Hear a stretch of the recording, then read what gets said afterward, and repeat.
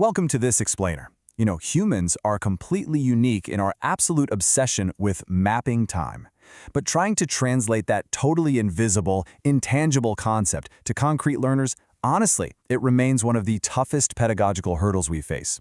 So today, we're unpacking a really fascinating educational resource called The Architecture of Seasonal Cycles. It's a curriculum that literally flips the geometry of how we teach time. Okay, let's just start with a really fundamental question about how we visualize our days and years. Think about it. Is time a simple, endless straight line, or is it a spinning, predictable loop? Now, this isn't just some fun philosophical icebreaker. It is absolutely foundational to how we structure cognitive development and help learners process what can sometimes feel like a pretty chaotic world. Let's dive right into Section 1, the challenge of time. When we're designing educational frameworks, we absolutely have to think deeply about concrete thinkers. These are the learners who grasp concepts best when we take those abstract ideas and turn them into tangible, visual, and relatable experiences. Like telling a concrete learner that a year has passed? That's basically like describing a brand new color they've never seen before. It just doesn't compute, right? Because time in its natural state is completely invisible. So they really need to physically track recurring patterns to truly get it. Without that anchor, the invisible progression of time can actually become a huge source of anxiety. Moving on to Section 2, where we see that time is a predictable loop. This curriculum pivots on such a brilliant geometric shift. Traditionally, we teach time as a straight line, right? A timeline stretching endlessly out from the past, way into the unknown future.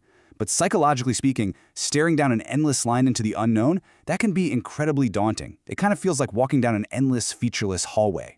On the flip side, a predictable loop comes back around. It gives you this deeply comforting sense of familiarity and structural safety. So shifting away from that linear timeline to teaching time as a repeating sequence gives learners a manageable framework they can actually digest. To really bridge this gap, the resource uses an awesome video asset called The Circle of Time. It shows these animated trees changing rapidly through 4 distinct seasons, right alongside a spinning clock phase.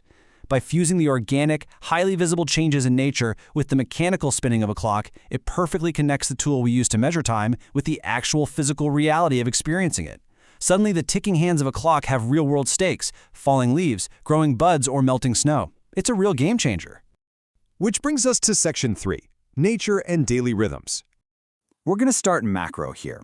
As a primary stepping stone in this whole pedagogical framework, the curriculum heavily highlights nature's undeniable patterns. The vibrant green leaves of summer that inevitably give way to winter snowflakes. This shows the learner that time isn't just a bunch of numbers printed on a worksheet. It's a living, breathing cycle that dramatically alters their environment in ways they can visibly track. Basically, these environmental cues act as the training wheels for understanding the passage of an entire year.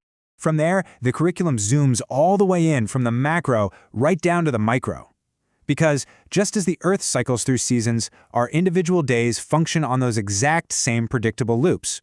Morning equates to breakfast, day means school, and night brings sleep. By taking that grand cosmic concept of seasonal cycles and mapping it directly onto a student's personal daily routine, the abstract idea of a cycle becomes intimately and instantly familiar.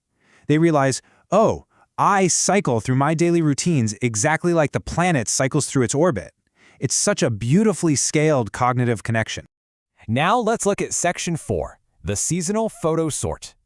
This is where the theory actually becomes practice. In this activity, the seasonal photo sort, students take that loop concept and apply it directly to their own lives through active kinesthetic engagement. They aren't just passively watching a screen. First, they gather up their own personal family photos. Then they get to play detective. They look for specific seasonal markers. Maybe they spot a heavy winter coat or they notice a sunny beach in the background. Finally, they physically sort those photos by those markers. It's a brilliant exercise because it takes an abstract loop and physically anchors it right in the student's own family history. It totally cements the lesson through personal relevance. Okay, moving to our final segment, Section 5, anticipating what comes next. Everything we've talked about culminates in this incredibly powerful takeaway from the source material. Recognizing patterns helps us know what comes next. Identifying these sequences, it isn't just about knowing how to read a clock or figuring out when you should wear a sweater. It fundamentally empowers individuals to anticipate future events, and that is a massive leap in executive functioning. For a concrete thinker, knowing for sure that winter follows autumn provides this profound, deep-seated sense of security. It significantly drops their anxiety in a world that can otherwise feel wildly unpredictable. because when you know the pattern, you know you are safe.